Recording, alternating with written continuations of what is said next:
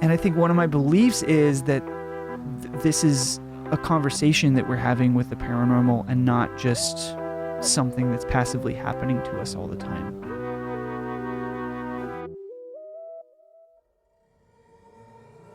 Today we're talking to the podcaster that we're now calling our official paranormal correspondent, my brilliant friend Jim Perry.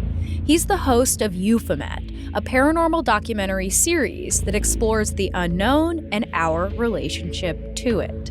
As flexible skeptics, we enjoy doing a lot of speculating in this episode, which includes our thoughts on the recent unidentified aerial phenomena that has rocked our little terrestrial world, the first UFO hysteria of the 1940s, and how the way we experience the paranormal has something to do with both personal and national trauma. I'm your host, Chelsey Weber-Smith, and this is American Hysteria.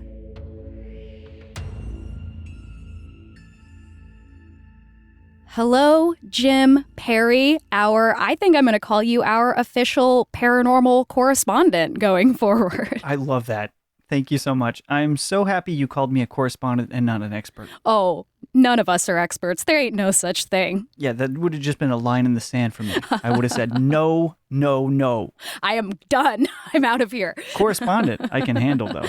Sometimes that's just somebody out laying in the grass with a notebook. Exactly. That's what sometimes a correspondent can be. And aren't we all just people laying outside with a notebook at the end of the day? Did we just end the episode there? That's perfect. We figured it out. Well, I have invited you, Jim, to talk about the fact that we are currently being invaded by UFOs. There is no other possible explanation. And it is time, everyone, to get your emergency supplies ready. But really, I want to advocate that we should all be prepared for any type of disaster at any time. But otherwise, I think we're going to get into today what could be going on with the UFOs, but even more so just talking about kind of the history of UFO sightings, which for both of us, I believe, are a very different animal than what you have been on to talk with us about in the past of alien abductions. So I want to kind of try to stick more in the unidentified flying object, UAP. What is that? Unidentified aerial phenomenon? That's the new term, right? Yep. Yeah. So, when I texted you the other day when I learned about this, and I was like, Jim, is this it? Is this the final moment for us? Is it over? So what has been your reaction as somebody who's a lifelong person who's interested in the paranormal, especially in the kind of alien world? Well, to tell you the truth, I'm annoyed because I'm taking a break from the show and having a paranormal mind. And this has all just occurred and pulled me right back in, and no one told these extraterrestrial entities or anomalous metaphysical objects to just wait a few more months until I could kind of get my shit together. It's just incredibly selfish. Yeah. So, I'm going to have my people call their people and try to figure this stuff out. Listen, we're experiencing something seemingly strange, and I don't know if it is the phenomena itself or our sort of cultural reaction to what these things are. I can definitely get into some of what that is, but basically what happened over the last 2 weeks, there's been a number of objects that have been encountered and shot down by military officials here in the United States and actually abroad as well. This all started at the very end of January when Intel got word of a balloon flying in our atmosphere in which, caused some concern for those in the intelligence community and eventually was shot down by an F-22 Raptor at about 60,000 feet. This balloon was about the size of 3 buses, and it was identified as a Chinese spy balloon.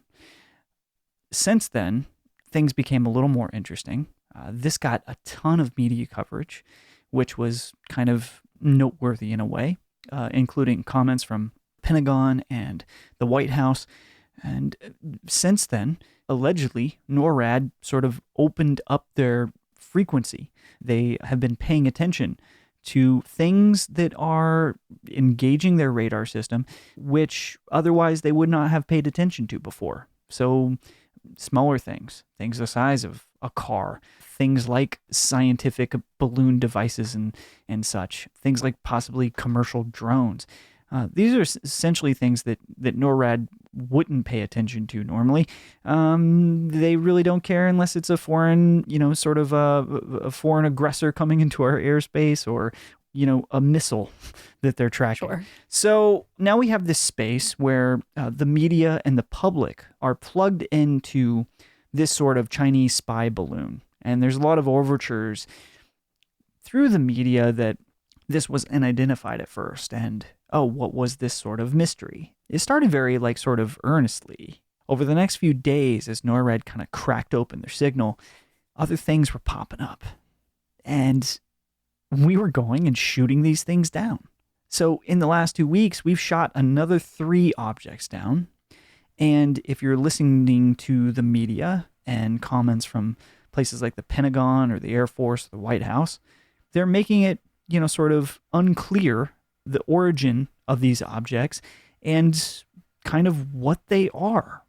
And so we started to hear a lot of kind of triggering words for people in the UFO community, for researchers and very legitimate journalists who, the UFO topic, the UAP topic, it's their beat, right? And they cover it for national papers and for, very legitimate blogs and other sources. So some really great journalists have kind of had their flags raised, essentially, because there's nomenclature and terms being used to address this situation that are kind of like UFO dog whistles, even though these could all be kind of balloons. Yeah. And that has, I think, enveloped a community, the general population, who, if they have a general interest in this or not, are saying, are we getting fucking invaded right now? Yeah. So when you texted me that day, I mean, I was very happy to see your text, but you're one of maybe a dozen that had been texting me throughout the days going like, is this it? Is this it, man? Like, what's going on? Are you following this? Answer us, Jim. Yeah, give me the answer.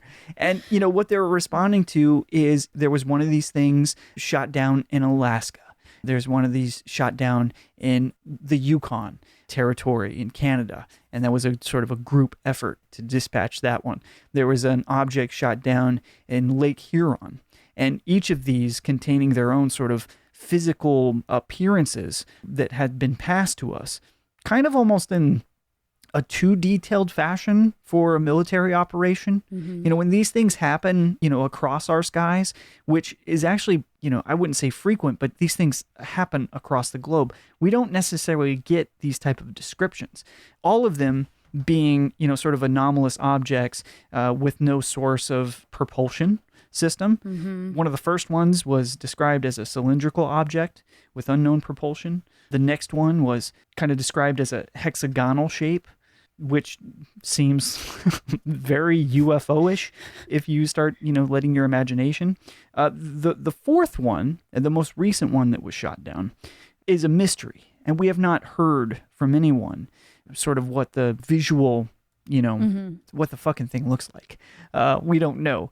And also, that was one that had appeared the day before it was shot down and shut down airspace and was legitimately, of all of them, seemingly the most mysterious. But if we go back to why are we hearing about these right now? It's a really interesting thing to consider. I mean, is there a purpose? And that feeling that we're all getting, is there a reason that we're feeling that? This sense of kind of tension and sometimes fear. I've spoke with people who are generally kind of freaked out about this. And if this is but like a bunch of balloons or drones, things of this nature, and not, sort of hyperdimensional beings or listen, we all know like, UAP, UFO, we all know that those stand for just unidentified flying things, right? Well, those terms actually, they have a much greater connotation to us. Mm-hmm. You cannot say those things without attaching a tremendous amount of lore to them and feeling. We think of aliens, we think of abduction, we think of invasion when those words are uttered, even if they are domestic craft.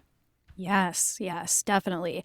And I mean, I think that is what works on me, right? Because I don't bring this up a lot on the show, but I am still a conspiracy theorist. It takes every ounce of my personality to prevent me from being a full-blown tinfoil hat person, because it's just my brain chemistry, I think. I don't think I can ever change it for real. And yet I'm also an intense skeptic. So it's this weird combination. But, as soon as I hear this, I am very scared of aliens. It is one of my top fears.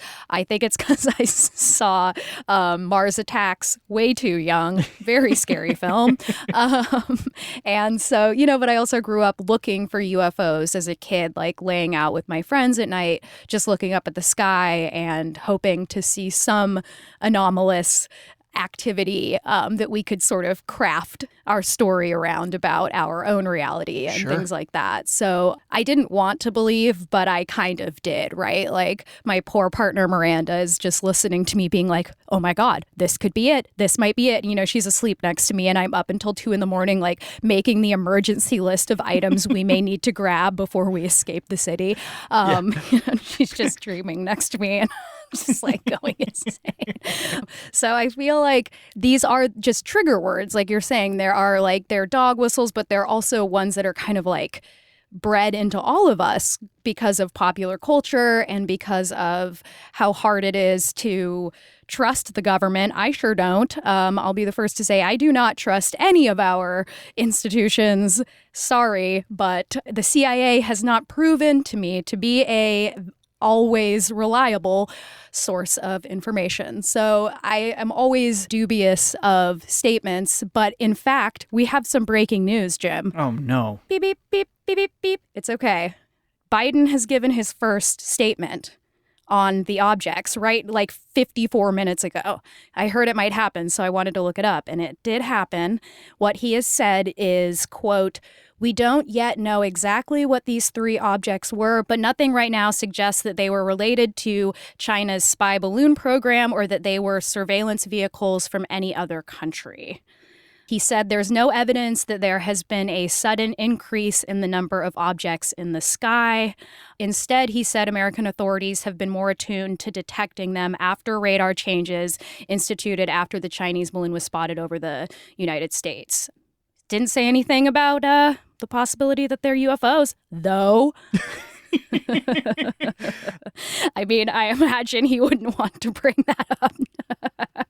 How funny is that statement, though? I mean, through process of elimination for people that have been even like sort of following the story passively, right? The idea has been, this is a Chinese spy balloon, or these are, sort of devices of that nature, or those are aliens. And to not factor in within that statement, to not disqualify the fact that, listen, this is what we're thinking, but, to clarify his stance, to dissuade individuals in believing that this could be more than what it possibly is very weird. Yeah. Chels. I mean, okay, so as I went down this rabbit hole, when you asked me to come into this thing, I knew I was going to have to fill my brain with this. I was going to have to get off my Euphomet vacation. And I was going to have to also, it was really interesting to see what the kind of the greater UFO zeitgeist was feeling about this. And so instead of just going on UFO Twitter, which is a wasteland of nothingness. Terrifying. Yes. I went and visited some blogs, listened to podcasts, read some articles, all with people that, have sort of a respected, viewpoint and will of work within the space. And what's interesting is that the consensus among the kind of the OG investigator community and the legitimate journalists in the space and legitimate scientists within that space is that, well, this is potentially someone muddying the waters. And they believe that at the end of the day, these will come out to be balloons. Mm-hmm. And if not that, something definitely domestic and commercial and whatever. And that through this process, they're trying to dissuade citizens from having an interest in genuine UAP or UFO. They are attempting to make the public feel like it's just all balloons, right?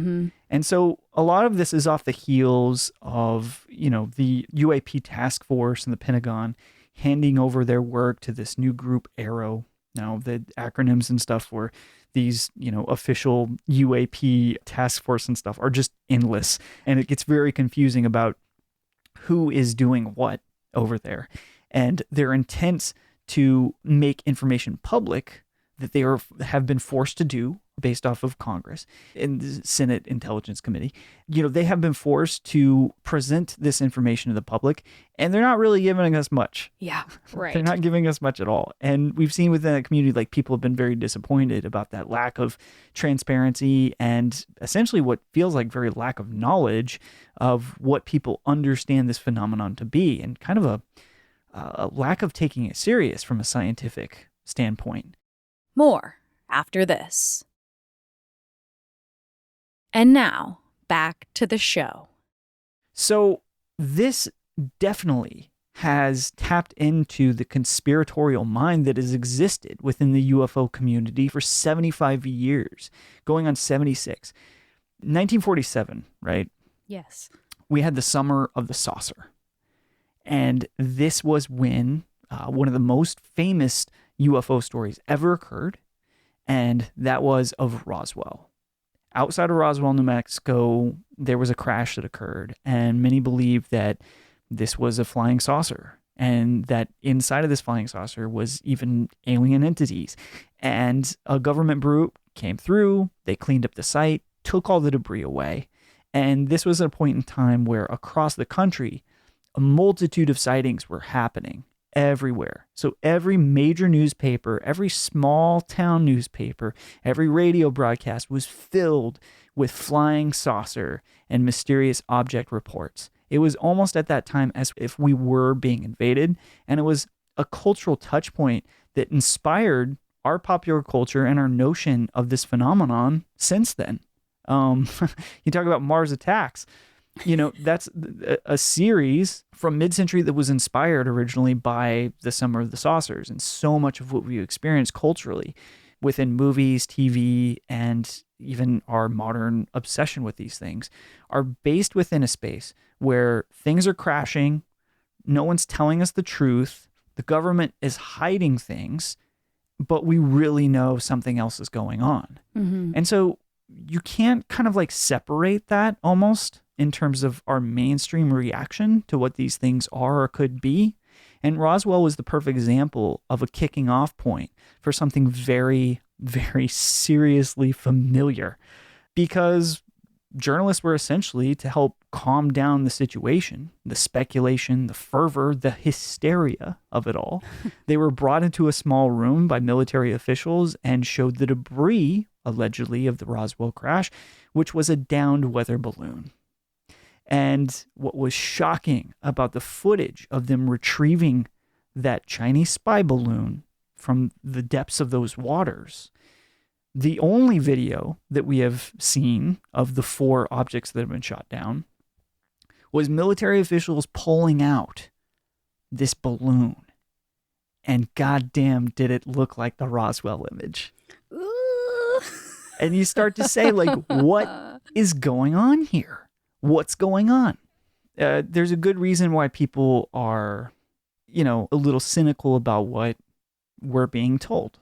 And it's a part of that conspiracy culture of UFOs that, frankly, a lot of people love that part of studying UFOs more than the actual phenomenon itself. Right. They like the cloak and dagger, X-Files kind of, are we going to get information from the government cover up and disclosure? And this is a whole thing. And it should be, because these are people that rightfully, a lot of them are making great efforts to try to get to the bottom of what that phenomenon is.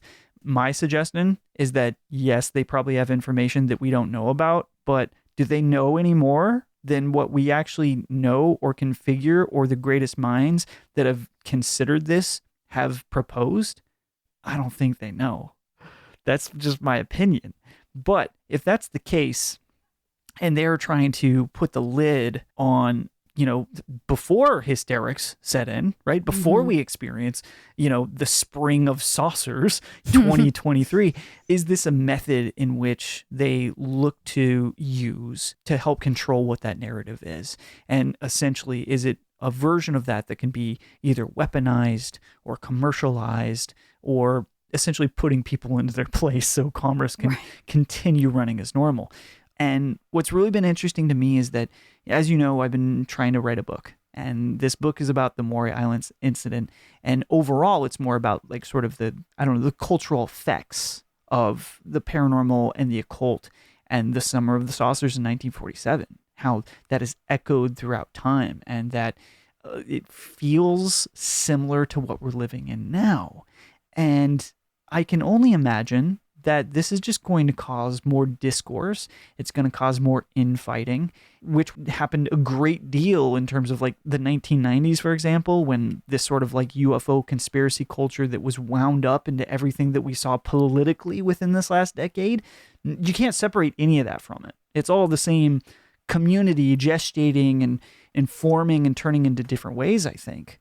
You can't separate elements of domestic terrorism from this discourse. You can go to the Capitol and what happened there, right? And you can trace that back to internet forums in the 1990s that were also talking about this conspiracy about, UFOs and alien life. And reptilians, right? And like David Icke and yes, and how it's all wound up. Yeah, and it's one of those things where it feels like we give too much credit to the government being able to keep these things secret. Like you said, like if we can't trust like our foremost experts in all of these different fields, or people who are scientists who research UFOs in a serious manner, then, we don't need to assume that the government is this smart, this, all encompassing of the, and that just gets down to conspiracy philosophy in general, I think. But, it is very easy to start to join in this conspiracy, especially growing up in the 90s, like you said, because it was a big part of our childhood.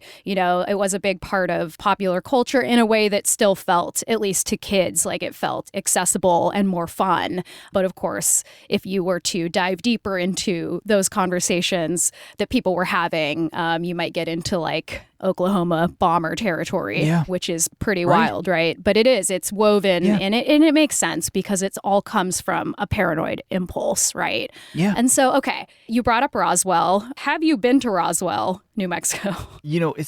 I have not, which is, I can't believe I haven't. You gotta go.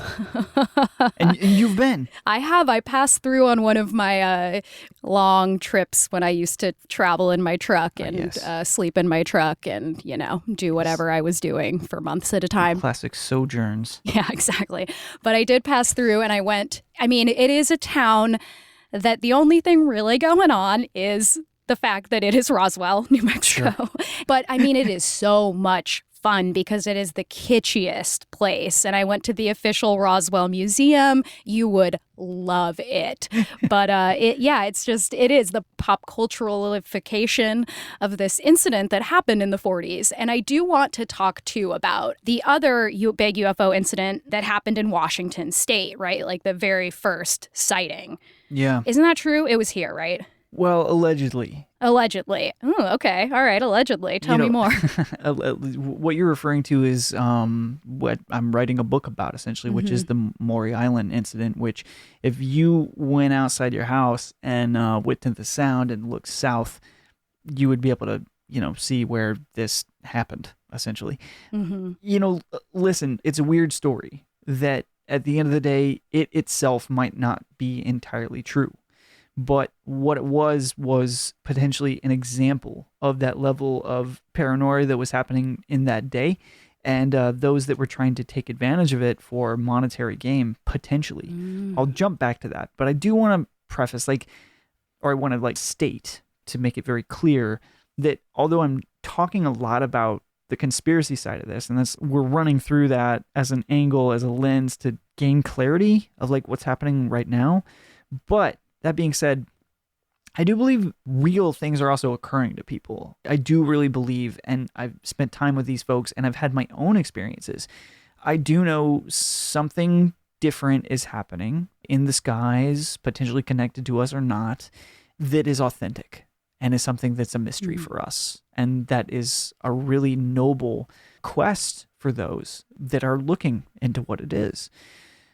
So I do want to state that. I think there's that layer to this, that in addition to the misinformation or the alleged sightings or the weather balloons or all this bullshit, there's something real going on. So in 1947, a few weeks before Roswell, there was an incident that occurred off Maury Island, Washington. And this is a small island in the Puget Sound.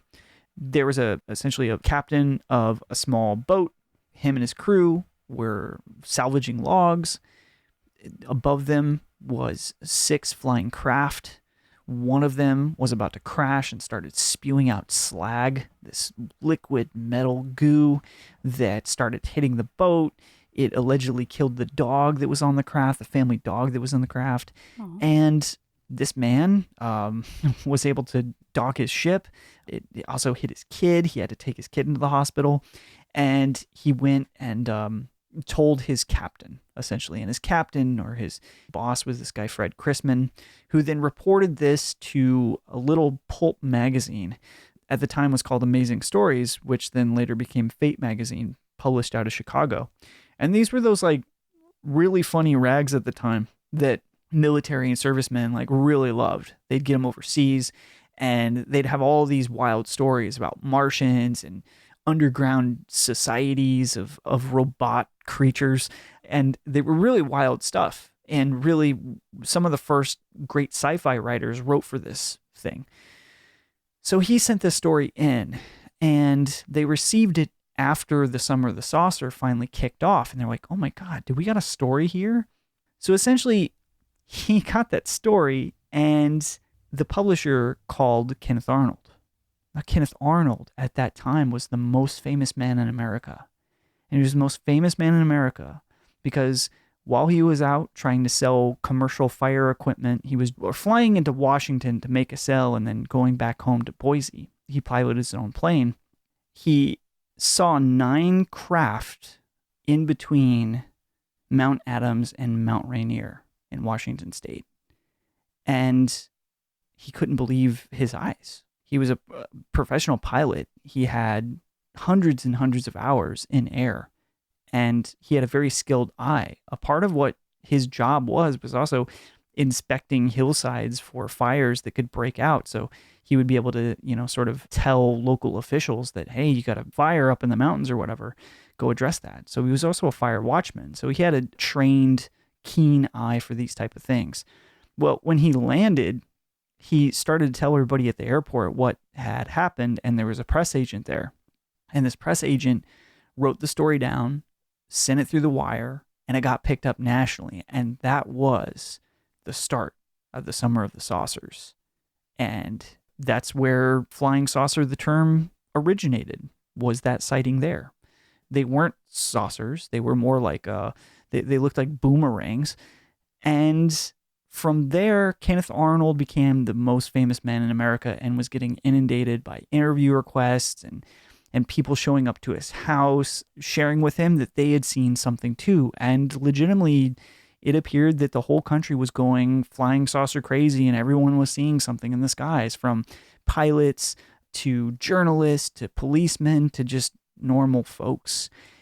And that's when he got a call from this publisher who said, listen, I want to make this story record. I want to publish it and I want to publish a book. But first, will you go out to Maury Island, Washington, since you have a plane, fly out to Tacoma and go check out this guy and go check out this story. And so essentially what happens is he accepts, gets paid a few $100, flies out there, and he begins to investigate what happened at Maury Island to see the veracity of it and to see if he could pick up some of the material that was dropped, because they had mentioned in the letter to this publisher that they had kept some of it. Mm. So he's like, oh my God, am I going to be able to get actual flying saucer material. Like, not only is that going to, add veracity to whatever the story is, I can, document it, I get paid for that, it'll be great. It's also going to like kind of prove my story to people that don't believe me. Like, hey, look at this. Let's test this. This is real, what I experienced. I'm not going crazy. I'm not losing my facilities. This is an experience that's authentic. And so what happened there and what I've basically been writing is that the preceding days after are just filled with so much weirdness. It's like something out of a strange novella or something. More after this. And now, back to the show. There's so many lies, there's so many tropes that are then engaged within our popular culture in addition to the UFO stuff. I mean, there's the first appearance of what people would later call the Men in Black occurs. Oof, I'm so scared of the Men in Black. Yeah. There's anonymous phone calls coming into the hotel room. There's secretive government agents that come and take the material away and try to dissuade them from the authenticity of the thing. It turns out later that Fred Chrisman, the man who had reported this initially to the publisher in a letter, was a spook. Oh. And had worked for the CIA. He worked for OSS in World War II. His unit, allegedly, were the ones that were involved in Operation Paperclip, which was the operation that confiscated essentially Nazi technology after World War II, was responsible for taking their scientists and distributing them across nuclear installations and developing all of that. This is why we don't always trust the CIA. Those old guys again. So anyway, yeah, from 1947 on, this has been a different world we live in. And there's been something that has attracted our imagination, our curiosity, and our dread. And it's fundamentally changed how we think about ourselves in a society. It's fundamentally changed how we think about our country. And it's so telling to me that after something like World War II, we lived through this sort of mirrored experience. What's interesting about what we've experienced through the UAP phenomenon and kind of what we're going on right now is that, I mean, the lockdown was an incredibly traumatic event. Mm-hmm. The level of paranoia, of suspicion was rampant and rightfully so, right? We had never experienced anything like that, especially in the living generations, and it was profound. And for me, personally, I used to say I don't know what I believe in, and even that's questionable. I'm actually like, with a little bit of rest and over the years of spending so much time with experiencers and researching so much into this material, I actually am starting to form some beliefs, Chelsey, believe it or not. Yeah. All right. Okay. And I think one of my beliefs is that this is a conversation that we're having with the paranormal and not just something that's passively happening to us all the time. And that the things we experience, whether that's sheer joy or trauma or whatever, I think that translates and can help create what some of these experiences are. And I just wonder what kind of experience are going to be created off the back of the pandemic. Oh, yeah. And I mean, I know the conversations we've had, and from even going back to the genesis of American Hysteria, when you were kind of my sounding board originally, when I was like, I have this idea for this show. And, you know, you gave me the book by Carl Jung that's about the 1940s and the UFO sort of hysteria that happened and how that went on to kind of, or how he sort of talked at least a little bit about kind of the psychology of what was going on then. And something that I never forget about the Kenneth Arnold sighting with the flying saucer was that he did not say, I saw a flying saucer. He said, I saw something that moved as if it were a saucer skipping across water. Yes. And then the guy wrote it down wrong, but people started seeing the shape of a saucer in the Yes. sky. They didn't see the shape he saw. So there is no doubt to me, I mean, that to me just proves that there is some mass psychological event happening. And I know that you have some theories about World War II, which seems to kind of relate back to what you're saying about what will our paranormal experiences, what will the big events be that we remember post-pandemic. Can you talk a little bit about your thoughts about how the kind of original UFO hysteria, whatever you want to call it, how you think it relates to World War II?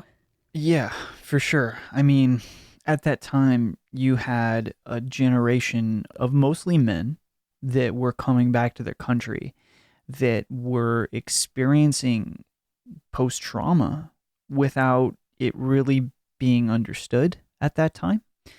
And they had some pretty archaic ways to describe it, and have had over the decades since, like, shell shocked and things like this. But what they were describing is something that's much better understood now.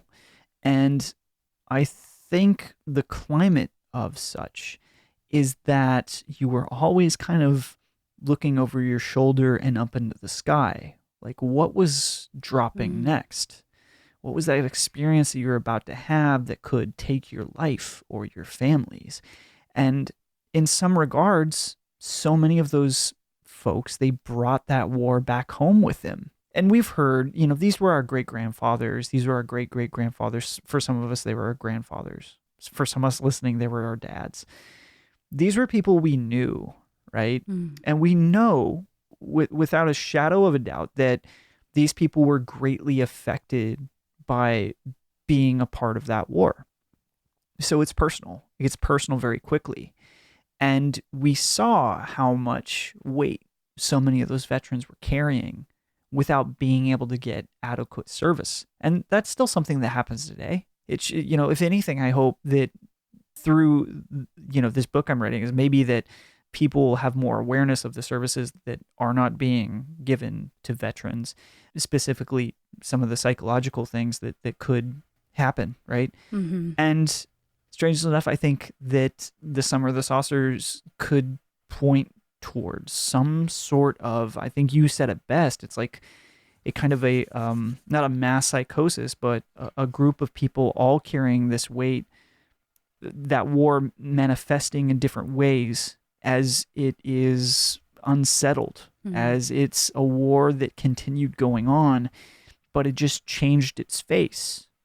And I think that, again, just like the Kenneth Arnold, the the introduction of the flying saucer into the psychology, into the subconscious of those that then started to experience it. I think those traumatic events, such as being a part of a war, can do very similar things to people. Now, I could be completely full of shit and talking out of school in this. And again, I am not a trained psychologist, therapist. I am a correspondent. He's a correspondent, people. He's not an expert. Right? And so I don't want to, this is speculative, right?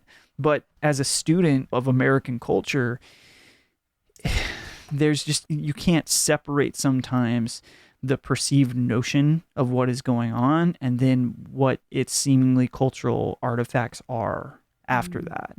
And the proxies in which these huge events can occur, these hugely sort of traumatic events can occur in one's life, and then again find its way through some sort of understanding of what that all means through something outside of yourself. And I'll tell you what, why I started going in this direction with this book I'm writing and my thinking towards this, and even sort of my belief system is that through doing Euphomet, the experiences and the stories I was doing, they all started to have a very strong connection. And that is one part very purposefully. I never wanted the stories to be about the phenomena itself. I wanted to be about the experience around it and how these things changed us. But it just so happens as I continued doing these and speaking with experiences of various phenomena, like you name it, it was a situation where these individuals were changed. They experienced something after, and we're changed again. And when I started this, I didn't necessarily think about the change that happened before. Sometimes it was something they did. Sometimes it was something that had happened to them. But typically it's some sort of challenge that they're encountering. Sometimes it's trauma. Sometimes it's the loss of a loved one. Sometimes it's a health scare. Just name it. These things that deeply affect us and, change the trajectory of our life. These are often the things that can kickstart a profound paranormal experience for people and change their relationship to reality, really. And these are things that I don't think are necessarily artifacts of psychological disorder. And I'm not speculating in that way at all. I'm not saying something happens, people are dealing with it, and they go into some sort of psychosis. I'm not suggesting that. I'm suggesting that potentially the paranormal, what if it is working with and through us and is a mechanism, a tool that we have developed, from the start of time potentially to help figure out what is going on with us inside. Absolutely. Or what is our place in this world? Because these things, they are like mirrors. And that has been profoundly clear to me after doing so much time with experiencers, is that so often, whatever their experience, it is a direct mirror to whatever had happened to them. And you could say that going back to World War II, that's just happening on a mass cultural American scale, That's right? Because do you know about the Mad Gasser of Mattoon? Yeah, from your show. Okay, right. Yeah, we did an episode on that, and that was also probably right around the exact same time that the UFO hysteria was happening. And basically that was a town that was experiencing all these mysterious symptoms, and people thought that there was this kind of man stealing through the night, potentially poisoning people with gas, like leaking through their window. And that's like a very crude way to explain the story. It's very complicated, but we have an episode on it, listeners. You can go listen to that. But it's impossible not to notice the way that it is mirroring, because, aside from veterans of the war, it was extremely traumatic for all Americans, World War II, right? So everyone is having these events happening that are mirroring what reality we're hearing about. So you have a mad gasser, right? You have this person stealing through the night using poison gas to potentially harm people. Like, that's a story that mirrors what's happening, or what Americans had finally started to hear about around gas chambers. And then the same thing with the idea of UFO invasion, the idea that we're being invaded by a foreign threat. Like, that was a pretty new concept at that time, but it was mirroring this massive fear that we had of being invaded by the Nazis at that time. So I think that what you're saying perfectly makes sense to me. And I think you can even go back to just the idea that with each new wave of technology, we have new types of paranormal experiences or tropes. Like, even during when the telephone was invented and the telegraph, that's when spiritualism took off. Literally we heard ghosts tapping out messages to us the same time that we have the telegraph, which is shocking the hell out of people, being like, I can communicate with someone across the country. Like, that's amazing and terrifying, right? Like, I can hear a disembodied voice talking to me on the phone just as we start having people channeling voices. To me, it's clear that there is some connection between what's happening in culture and the events that are around us and the anxieties that we have, and then how we project that out into the paranormal, and then how we are in conversation not only with that, but with each other, right? And we're fueling these ideas until they become, basically tulpas, right? Like full-blown entities that we are creating that feel in some ways no less real than if they were somehow separate from our psychology. Yeah, absolutely. You make such good points there. And I think that it's going to be fascinating to see where it goes, and that if there is at some point an acceptance of that relationship to reality in terms of the general public, because these are things that science is and has been starting to unravel in terms of what the true nature of reality could be. Now, we don't know, right? Like, objectively, we don't know what reality is right now. We have great theories and some understanding of things, and there are things that make sense over here if done a certain way, but then there's another theory that also works, but does not work with the other theory that works. Right. So it's an interesting place to be. Now, when you layer in things like AI, and you layer in essentially creating kind of a different version of reality through virtual reality or these different things, we're now layering our world with different versions of reality, different levels of consciousness. And again, like, things are only going to continue getting more strange and interesting. And I think that potentially within the next few decades, we're going to start understanding more about our meat body's relationship to the nature of reality, and that these things that we encounter, the paranormal, exist in some fashion, just as objectively we can stand on grass in our yard with our bare feet, and that they're not mutually exclusive to each other. There's some relationship there, but that both things are just as real, just in different ways. And they cause real world effects, right? Yeah. Where if we believe something to be true, even if that thing isn't real, it's going to have echoes in the way that we interact with each other, interact with the government, interact with companies, and interact with our children, our parents, everything. It affects everything. And I mean, we've seen that with politics, obviously. And I think for both of us, the question has never been what's real and what's not real. It's what is the effect and also the reason for these experiences that people have who, I mean, you and I have both had experiences that we can't explain and we will probably never be able to explain. Yeah. And, you know, we are pretty, obviously I said I stayed up all night afraid of aliens, but, you know, I feel like we both pride ourselves on being flexible skeptics. But I have been profoundly affected my whole life by paranormal experiences.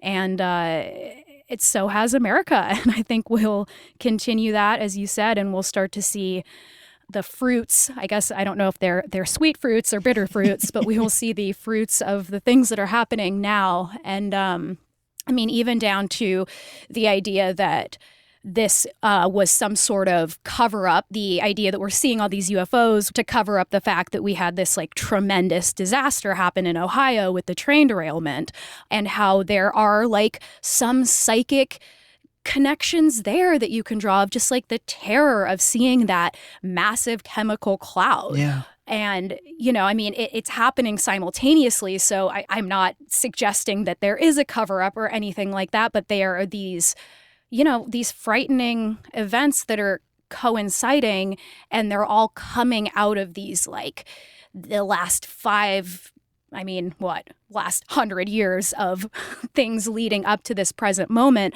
that are very, very, very scary. I mean, we're living in a very scary, very apocalyptic seeming time. I mean, every day it's a natural disaster somewhere in the country, or some sort of unexplainable event, or some horrible tragedy. And it does feel like it just feels more dramatic than it has in any other time in my life, certainly. Yeah. And so I think it makes perfect sense that this is happening and that we are going to continue to have things pop up. And I don't know, I think something I would love to hear from you, you know, before we kind of wrap up here is, what do you think, Jim, UFOs are?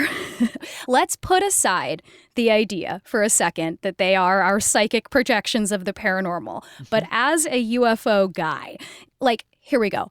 I think if UFOs are anything, this is my very amateur opinion, it's us from the future coming back to be like, whoa, I like that. You gotta stop, you know? And that's always been the thing that made sense to me. But I'm interested in what, if you were to allow yourself to believe, as Mulder would, what do you think? Pure speculation. I like the time travel thing, and I like that they like are not super good at it either. Oh, no. They're just like enough good that they can be present, but they can't get anything across. They just confuse us more. Well, they're just our dumbasses later. Right, exactly. You're supposed to hit the other button. No, listen, I love this author, John Keel. His most famous book was The Mothman Prophecies, probably. And that explored his journey in West Virginia, researching and investigating this crop of sightings of this creature called Mothman, and then connections to all sorts of things like UFOs and Men in Black and everything else. He is a proponent of sort of the idea of high strangeness, and he's a Fordian, which goes back to Charles Ford, which was some would say, one of the first modern paranormal philosophers. He wrote the Book of the Damned, and there was several societies set up in his honor, most notably the New York Fortean Society, which I will mention me and my friend Andrew Jewell are relaunching sometime in the near future, which is going to be very great. Cool. A little tease there. And he is the proponent, John Keel, of something called the super spectrum. Now, he was trying to wrap up, in some of his later books, he was trying to wrap up what all this stuff could be, so that if he did a book version of what this podcast kind of is, and where people have a lot of questions about the overarching nature of the paranormal or of UFOs, he was trying to like figure out a theory for everything, essentially. And a lot of his work was gleaned from guys like Jacques Vallée, who is still active in the field. And this idea of the super spectrum is that there's a frequency that is just out of reach for us, that through this, whether they're multidimensional or a different version of us or something on the spiritual side of things, they're just out of reach, and occasionally we break through to be able to see them. And some of the ways we break through and see them is heightened states of awareness, altered states of consciousness. These type of things allow us to kind of lift the veil and then interact somehow with these entities. Non-human intelligence. Do I feel this could be a thing and not just a reflection of ourselves? Maybe. But I like this idea that there is like a frequency that we can just kind of tap into.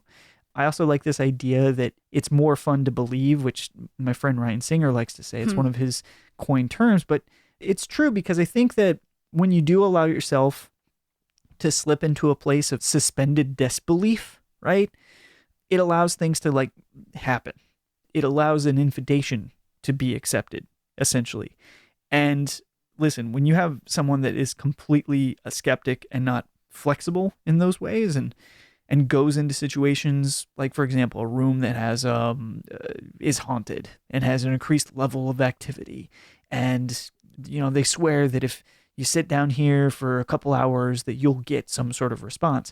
Now, the level of response is going to be drastically different if you're a believer or, a flexible skeptic, or someone that is just completely a cynic and says, fuck no, this is bullshit. Those experiences are going to be quite different for those people. And so I think there's a level of co-creation, and, that can get into some like sort of shamanic realms and things like that. But I kind of like that idea. Yeah. That they're just a frequency away, not quite able to be reached. I like that too. Well, thank you, Jim, so much for coming on here and just breaking down this freaky news that may not be very freaky at all. But, I had a little bit of fun and a lot of terror deciding to believe in it for a little bit there. And I've never felt that way before. I never felt imminently that perhaps this was it. Yeah. And, it was an interesting feeling. Yeah. So, well, at least you got that out of it. Yeah, I got that out of the way. Well, thank you so much for coming on. You're always just such a joy to talk to and a comfort. And I know that our listeners feel that way too. So Next mass paranormal event, you're coming back on. Oh, thanks, friend. I'll see you at the invasion. Perfect. See you there. This was American Hysteria. Make sure you check out Jim's show, Euphomet, wherever you get your podcasts. If you love our show, you can become a patron and get ad-free early episodes, as well as bonus content, which includes Hysteria Home Companion, a podcast where producer Miranda and I tell the sensational stories that didn't make it into the episode. Just head to patreon.com/American Hysteria. And you can also know that you're supporting our show. If you're feeling generous, you can also leave us a 5-star review on the app of your choice. This episode has sound design by Clear Como Studios and was produced by Miranda Zickler. And I'm your host, Chelsey Weber-Smith. Thanks, as always, for listening, and I encourage you to keep your eyes on the sky, but your feet on the ground. It's not always an easy thing to do. Have a great week.